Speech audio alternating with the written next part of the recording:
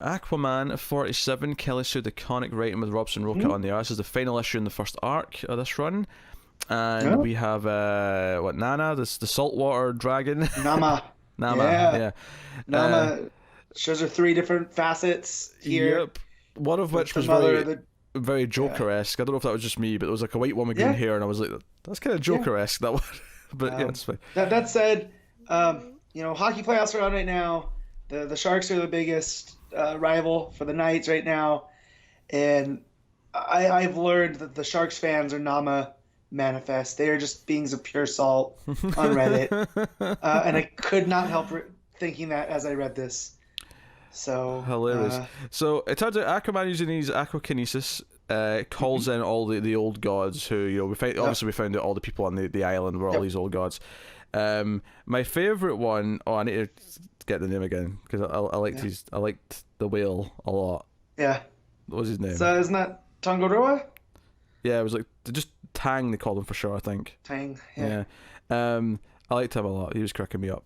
But also when the octopus dude comes in and Arthur starts trying to fight him, they're like, no, he's a healer. Like let him have at you.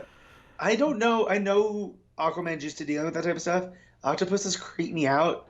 So one comes at me to start grabbing me, I'm not gonna relax. So good on Arthur for being able to.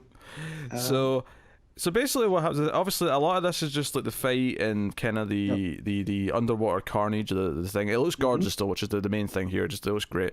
But ultimately what happens is the old gods let Nama absorb / eat them. And then Aquaman uses his aquakinesis to call to them to bring them forth again, and it rips Nama apart. Yep. It's actually kind of amazing. And then he uses his call-out powers, the voo effect, to call brine shrimp to disperse the salt across, the oceans. Yeah, which I thought, nice use there, Arthur. I thought I was being all fancy with aquakinesis, and that's like woo effect. Voo. Yeah. I love it.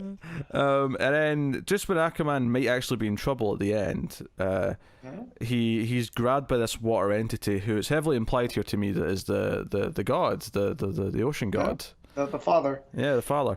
And he's actually kind of cool. He's this being made of water, just with like the one kind of like, what would you even call that in his face? It's like a crest of some kind. Like it looks like a big plus sign, but. Yeah. I like. Also reminded me a lot of Adelan, the design. I can see that. I really liked how in these few pages when he's being like saved and grabbed and then brought to shore. I like how there's like almost no dialogue. It's just the art. It's just quiet, like just checking he's okay. Yeah. So then they give Aquaman tattoos because now he's one of them. So here's some tattoos to mark you. And I'm like, you try to make Jason Momoa had tattoos. Yeah. Exactly. Yeah. But whatever. Yeah, that's cool by me. You get tattooed by the old gods, like you wear those with pride. Yeah, that's basically the end of this issue. The final page is the father god comes back and gives him a trident. Yeah, his trident. Yeah. So this is definitely, I feel like Kelly Sue tilting her hand that Arthur is now a sea god. Like it's since Drowned Earth, this is it. He is one of them. That's how he ended up there. And because he was the newest one, that's why he could still retain all these things. And it took him to remind the others of their greatness.